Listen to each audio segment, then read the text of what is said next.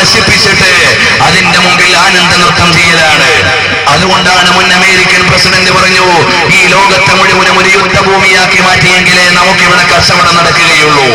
അതുകൊണ്ടാണ് അദ്ദേഹം എഴുതി വെച്ചതായി നമുക്ക് കാണാം. വിൻസ്റ്റൺ ചർച്ചിൽ എഴുതുന്നു, For a long time I have believed that our best entrance into war would be by way of Japan. ഈ ലോകത്തെ മുഴുവനും ഇല്ലായ്മ ചെയ്യാൻ നമുക്കൊരു കടന്നുകയറ്റം നടത്തേണ്ടതുണ്ട്. എങ്ങനെയാ ലോകം മുഴുവൻ നശിപ്പിക്കാൻ ഇറങ്ങുക?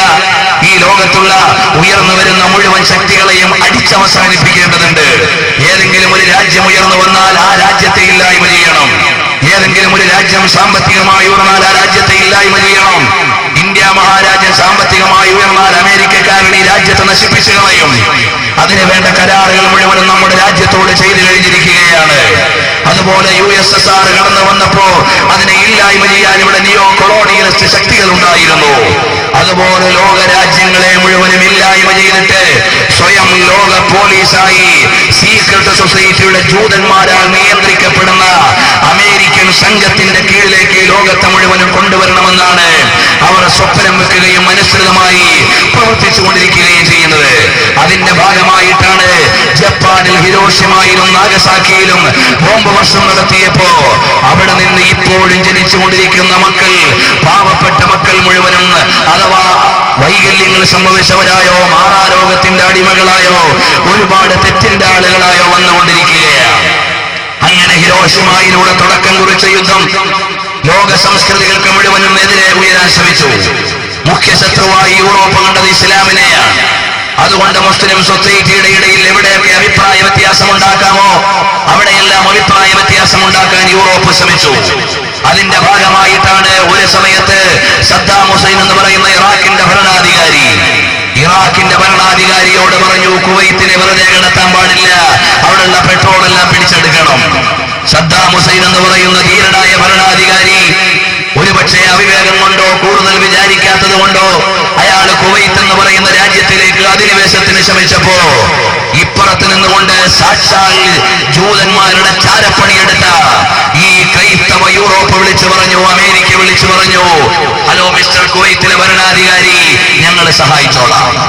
അങ്ങനെ സഹായിക്കാൻ ഇറങ്ങിയിട്ട് സദ്ദാം ഹുസൈനെ വളർത്തിക്കൊണ്ടുവന്നതും ലോകത്തെ ശക്തിയാക്കി കാഴ്ചവെച്ചതും കുവൈത്തിനെ അധിനിവേശത്തിനെ പ്രോത്സാഹിപ്പിച്ചതും അതുപോലെ കുവൈത്തിലേക്ക് കടന്നു വന്നപ്പോ ഇല്ലായ്മ ചെയ്യാൻ അറബ് രാജ്യങ്ങളിലേക്ക് ശക്തികൾ തുറക്കാനായിരുന്നു യഥാർത്ഥത്തിൽ കുവൈത്ത് ഇറാഖ് വാറിന്റെ അവസ്ഥയുണ്ടാക്കിയത്. പ്രിയപ്പെട്ട സഹോദരങ്ങളെ, പിന്നെയും സദ്ദാം ഹുസൈൻ എന്ന് പറയുന്ന ഭരണാധികാരി യൂറോപ്യൻ പ്രവണതകൾക്കെതിരെ ശക്തമായി സമ്മർദ്ദം ചെലുത്തുന്നയാൾ, അയാളെ ആ രാജ്യത്തില്ലായ്മ ചെയ്യണമെങ്കിൽ അവിടുത്തെ റിലീജിയസ് ഗ്രൂപ്പുകളെ പിടിക്കണമെന്ന് അവർ മനസ്സിലാക്കി. അതിന്റെ പേരിലാണ് അവിടെ ഷിയ സുന്നി വിചാരങ്ങൾ ഉയർത്തിപ്പിടിക്കുകയും അവസാനം സദ്ദാം ഹുസൈൻ എന്ന് പറയുന്ന ധീരനായ ഒരു ഭരണാധികാരിയെ കഴുകിലേക്ക് കൊന്നുകളഞ്ഞപ്പോൾ കുലുങ്ങി ചിരിച്ച യൂറോപ്പ് സദ്ദാമിനെ രംഗത്ത് കൊണ്ടുവന്നതാരാണ്? ഇറാഖിന്റെ ഭരണാധികാരിയാക്കിയതാരാണ്? കുവൈത്തിനെതിരെ തിരിച്ചതാരാണ്? അവസാനം അയാളെ കഴുകിലേറ്റിയതാരാണ്? വളർത്തിക്കൊണ്ടുവന്ന് നശിപ്പിച്ചു കളഞ്ഞിട്ട് കുലുങ്ങിച്ചിരിച്ച് അതും ലോക മുസ്ലിമീങ്ങളുടെ വിരുമാറിലേക്ക് അമ്പെയ്യുന്ന വിധത്തിൽ പരിശുദ്ധമായ അറഫാ ദിനത്തിന്റെ അറഫാ ദിനത്തിന്റെ അന്ന് പുണ്യമായി വിശ്വസിക്കുന്ന ദിവസത്തിൽ മുസ്ലിം ലോകത്തിന്റെ വിരുമാറിലേക്ക് ഒരു അമ്പ് കൂടിയാകട്ടെ എന്ന് വിചാരിച്ച് സദ്ദാം ഹുസൈനെ കൊലക്കയറിലേക്ക് കയറ്റിയിട്ട് കൊന്നുകളയുമ്പോ ഇത് പറയുമ്പോ ഞാൻ സദ്ദാം ഹുസൈന്റെ മുഴുവൻ തിയോളജി അംഗീകരിക്കുന്ന ആളൊന്നുമല്ല. കാരണം അദ്ദേഹത്തിന്റെ മതപരമായ കാഴ്ചപ്പാടുകളെ കുറിച്ച് കൂടുതൽ എനിക്കറിയില്ലെങ്കിലും അതിനെല്ലാം നീതീകരിക്കുവാനോ ന്യായീകരിക്കുവാനോ അദ്ദേഹത്തിന്റെ മൂവ്മെന്റ്സുകൾ മുഴുവൻ സത്യമാണെന്ന് പറയാനോ ഞാനില്ല. പക്ഷേ സദ്ദാം ഹുസൈൻ എന്ന് പറയുന്ന മുസ്ലിം പേരുള്ള ഒരു ഭരണാധികാരിയെ ഇല്ലായ്മ ചെയ്തിട്ട് യൂറോപ്പ് കുലുങ്ങി തിരിച്ചപ്പോ അവർ ഒരു ശ്രമത്തിൽ അവിടെ വിജയിക്കുകയായിരുന്നു. രണ്ടാമതായി അവർ ശ്രമിച്ചു ഒസാമ ബിൻ ലാദൻ. ഇന്ന് ഒസാമ ബിൻ ലാദൻ ഒരു കേവലം പുകമറയായി നിലനിൽക്കുകയാണ്. ഉസാമ ബിൻ ലാദന് വേണ്ടത്ര പരിശീലനം കൊടുത്തതാരാ? സദ്ദാം ഹുസൈന് ആയുധം കൊടുത്തത് അമേരിക്കയാണെങ്കിൽ ഉസാമയ്ക്ക് അഭ്യാസം കൊടുത്തത് അമേരിക്കയായിരുന്നു. ആയുധവും അഭ്യാസവും കൊടുത്ത് മുസ്ലിം ലോകരാജ്യങ്ങളെ മുഴുവനും അതിന്റെ മേലിൽ വേട്ടയാടാമെന്ന് വിചാരിച്ചുകൊണ്ട് കടന്നു വന്നു. ഒസാമ ബിൻ ലാദൻ പാകിസ്ഥാനിലാണ്, അഫ്ഗാനിസ്ഥാനിലാണ്, ഉസ്ബെക്കിസ്ഥാനിലാണ്, കസാഖിസ്ഥാനിലാണ്. അങ്ങനെ ഓരോ സ്ഥാനവും അദ്ദേഹത്തിന്റെ സ്ഥാനമായി നിർണയിച്ചു. അതിനെല്ലാം ഉള്ള തെളിവുകൾ എന്താ? ഒസാമ ബിൻ ലാദൻ ബോംബെയിൽ ഇരിക്കണമെന്ന് വിചാരിച്ച പിറ്റേന്ന് ഇവിടെയുള്ള പത്രങ്ങളെല്ലാം എഴുതും ഒസാമ ബിൻ ലാദൻ ബോംബെയിലുണ്ടെന്ന്. അതിനെതിരെ ചോദ്യം ചെയ്യാൻ ഇവിടെ കൃത്യമായ ന്യായ ശബ്ദങ്ങളില്ല. ഇവിടെ ഏതെങ്കിലും രാജ്യങ്ങൾക്ക് ചങ്കൂറ്റമില്ല. അവസാനം പറയട്ടെ, ഒസാമ ബിൻ ലാദനെ വളർത്തിക്കൊണ്ടുവരികയും ആവശ്യമായ ആയുധങ്ങൾ കൊടുത്ത് പോറ്റിക്കൊണ്ടുവരികയും ഒസാമ ബിൻ ലാദനെ ഒരിക്കൽ മരിപ്പിക്കുകയും പിന്നെ ജനിപ്പിക്കുകയും ചെയ്ത US എന്ന് പറയുന്ന അമേരിക്ക. പിന്നീട് വന്നു ഇപ്പോൾ ഭരിച്ചുകൊണ്ടിരിക്കുന്ന ബറാക് ഒബാമ. അയാൾക്ക് വേണമെങ്കിൽ ഭരണാധികാരമേറ്റതിന്റെ കുറച്ച് ദിവസം കഴിയുമ്പോ അദ്ദേഹത്തിന്റെ ഔദ്യോഗികത ഉപയോഗിച്ചുകൊണ്ട് ഫലസ്തീനിൽ വെടിനിർത്തൽ പ്രഖ്യാപിക്കാമായിരുന്നു. കഴിഞ്ഞില്ല. ഇറാഖിൽ നിന്ന് സൈന്യത്തെ പിൻവലിക്കാമായിരുന്നു. കഴിഞ്ഞില്ല. അഫ്ഗാനിസ്ഥാനിൽ നിന്ന് സൈന്യത്തെ പിൻവലിക്കാമായിരുന്നു. കഴിഞ്ഞില്ല. പ്രിയപ്പെട്ട സഹോദരങ്ങളെ, അതൊന്നും ചെയ്യാതെ വന്ന് ഇനി പാർലമെന്ററി മത്സരത്തിൽ അല്ലെങ്കിൽ അവിടുത്തെ ഡെമോക്രാറ്റിക് പാർട്ടിയുടെയും മറ്റുമുള്ള മത്സരത്തിൽ തന്റെ ഭൂരിപക്ഷം കുറയുകയും പത്രങ്ങൾ ഉയർത്തിപ്പിടിക്കുന്ന അംഗീകാരം കുറയുകയും വിചാരിച്ചപ്പോൾ അയാൾ ഒരു എപ്പിസോഡ് തയ്യാറാക്കി. ലോകം ഏറ്റവും കൂടുതൽ പേടിച്ചുകൊണ്ടിരിക്കുന്ന അല്ലെങ്കിൽ അമേരിക്കയാൽ സൃഷ്ടിക്കപ്പെട്ട ഒരു പ്രതീകം, അതിനെ അടിച്ചൊതുക്കണം. അവസാനം പാകിസ്ഥാൻ എന്ന് പറയുന്ന രാജ്യത്തെ അബട്ടാബാദിലെ അറകളിൽ അയാളെ വെടിവെച്ചു കൊന്നിട്ട് അറബിക്കടലിലേക്ക് വലിച്ചെറിഞ്ഞു എന്നാണ് അമേരിക്ക ആവശ്യപ്പെടുന്നത്. ഒസാമ ബിൻ ലാദൻ ജീവിച്ചിരുന്നിട്ടുണ്ടോ? ഇല്ലേ. ഏതൊക്കെ രാജ്യത്ത് കടന്നുപോയിട്ടുണ്ട്? ഇല്ല. ഇതെല്ലാം സംശയങ്ങളായി തന്നെ നിലനിൽക്കുന്ന ഒരു ലോകത്തേക്ക് ഞങ്ങൾ അയാളെ പിടിച്ച് ശരിയാക്കിയിട്ട് അത് അറബിക്കടലിലേക്ക് വലിച്ചെറിഞ്ഞു എന്നാണ് അവകാശപ്പെടുന്നത്. ഞാനൊരു കാര്യം ചോദിക്കട്ടെ, നമ്മളെല്ലാവരും ബുദ്ധിയും വിവേകവും വാർത്തകൾ വായിക്കുന്നവരുമാണ്. ഒരന്വേഷണം നാം നടത്തേണ്ടതുണ്ട്. അമേരിക്ക എന്ന് പറയുന്നത് UN അംഗീകരിച്ച ഒരു രാജ്യമാണ്. അതുപോലെ UN അംഗീകരിച്ച ഒരു രാജ്യമാണ് പാകിസ്ഥാൻ. അമേരിക്കയ്ക്കും ബ്രിട്ടനും ഫ്രാൻസിനും ഇന്ത്യക്കും അഫ്ഗാനിസ്ഥാനിനും പാകിസ്ഥാനിനുമെല്ലാം UN-ന്റെ ഭരണഘടനയും നിയമങ്ങളും ബാധകമാണ്. പാകിസ്ഥാൻ എന്ന് പറയുന്ന ഒരു സ്വതന്ത്ര രാജ്യം. ആ രാജ്യത്തിന്റെ പോലീസ് അറിഞ്ഞിട്ടില്ല, ആ രാജ്യത്തിന്റെ പട്ടാളം അറിഞ്ഞിട്ടില്ല, ആ രാജ്യത്തിന്റെ രഹസ്യാന്വേഷണ വിഭാഗം അറിഞ്ഞിട്ടില്ല, ആ രാജ്യത്തെ ഭരണകൂടം അറിഞ്ഞിട്ടില്ല, ആ രാജ്യത്ത് പ്രവർത്തിക്കുന്ന മറ്റ് രാഷ്ട്രങ്ങളുടെ പ്രതിനിധികൾ അറിഞ്ഞിട്ടില്ല. ഇതൊന്നുമില്ലാതെ അമേരിക്കക്കാരൻ അബട്ടാബാദിൽ പോയി ഒസാമ ബിൻ ലാദനെ പിടിച്ച് കശാപ്പ് ചെയ്തിട്ട് അറബിക്കടലിൽ വലിച്ചെറിഞ്ഞു എന്ന് പറയുമ്പോ UN-ന്റെ അധികാരമാപ്പുകൾ മുമ്പിൽ വെച്ചുകൊണ്ട് അമേരിക്ക അത് ചെയ്യാൻ പാടില്ലായിരുന്നു എന്ന് പറയാൻ എത്ര രാജ്യങ്ങൾ മുമ്പിലുണ്ടായിരുന്നു? എന്റെ ശബ്ദം കേൾക്കുന്നവർ വിലയിരുത്തണം. ഒരുപക്ഷെ എന്നെ ഈ ശബ്ദവും അമേരിക്കയിലേക്ക് ട്രാൻസ്ലേറ്റ് ചെയ്ത് കേൾക്കുന്നുണ്ടാകാം. കാരണം എന്താ? അമേരിക്കക്കാരന്റെ പൂർണ്ണമായ മേൽനേട്ടത്തിൽ ഉണ്ടാക്കിയ ഗൂഗിൾ മാപ്പിലൂടെ ഒരുപക്ഷെ ഈ പ്രസംഗിക്കുന്ന സ്പോട്ട് വരെ ഫോക്കസ് ചെയ്യാൻ കഴിയുന്ന സംവിധാനമുണ്ട്.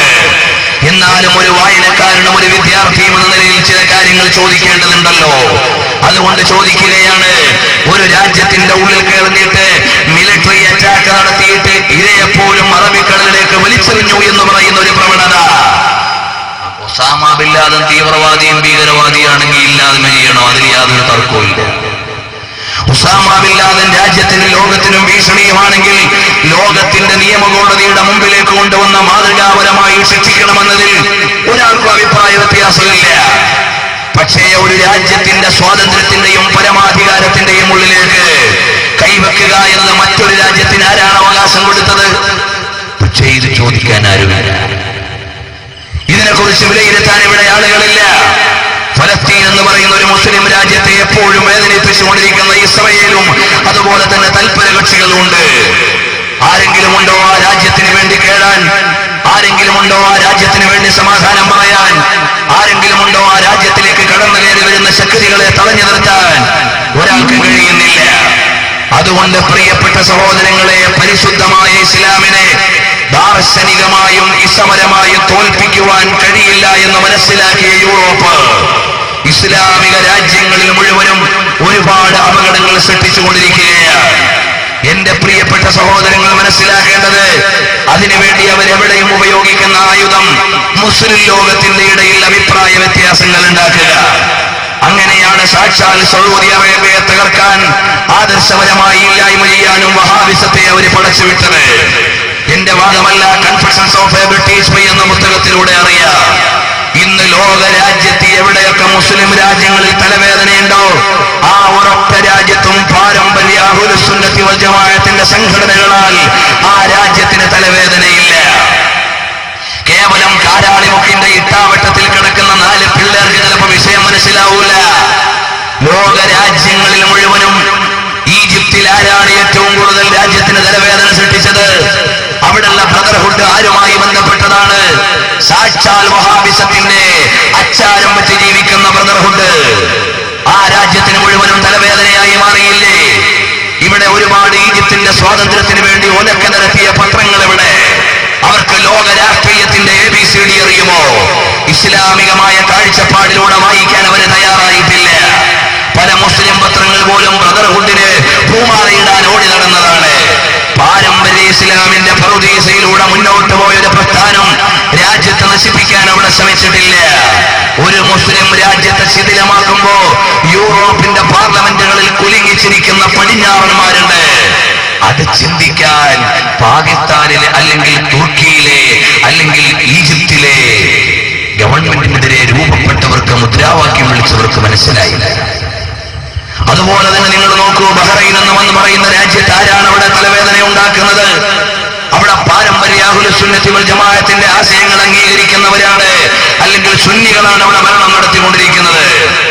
ന്യൂനപക്ഷം വരുന്ന സുന്നികൾ ഭൂരിപക്ഷം വരുന്ന ഷിയാക്കൾക്ക് അലോസരമില്ലാതെ ജീവിക്കാനും സമാധാനപരമായി മുന്നോട്ട് പോകാനും എല്ലാം ചെയ്തു കൊടുത്തിട്ടുണ്ട്.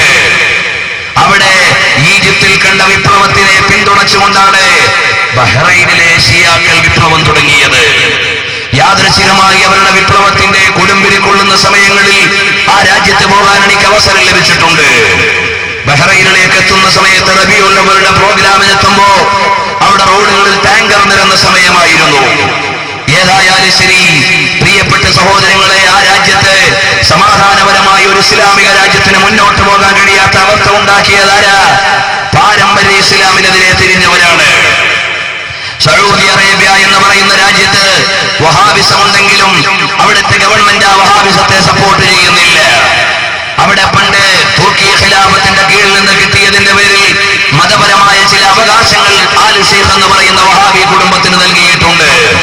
എന്നതൊഴിച്ചാൽ അവിടുത്തെ ഗവൺമെന്റ് ലോക നേതാവായ പുണ്യപ്രവാചകർ സല്ലല്ലാഹു അലൈഹി വസല്ലം തങ്ങളുടെ ഖബർ ശരീഫിന്റെ മുമ്പിൽ പോയി നിന്നിട്ട് അല്ലാഹുവിന്റെ ഹബീബിനോട് അഭിമുഖമായി ദുആ ചെയ്യുന്ന അബ്ദുള്ള രാജാവിന്റെ ചിത്രം നിങ്ങളെല്ലാവരും നെറ്റിലൂടെ കണ്ടിട്ടുണ്ട്. എന്നാൽ ആ രാജ്യത്തെ മുഴുവനും അപകടകരമായ വിശ്വാസത്തിലേക്ക് കൊണ്ടുവരാൻ ആര് ഷെയ്ഖ് ശ്രമിച്ചിട്ടുണ്ടെന്നത് ശരിയാണ്. എന്നാൽ അവിടെയും ഇപ്പോൾ അങ്ങ് ദമാമിന്റെയും ഖത്തീഫിന്റെയും ഒക്കെ ഭാഗങ്ങളിൽ രാജ്യത്തെ ഭരണകൂടത്തിനെതിരെ വിപ്ലവവുമായി കടന്നു വരുന്നത് ആരാ? അവിടുത്തെ ന്യൂനപക്ഷം വരുന്ന ഷിയാക്കളാണ്.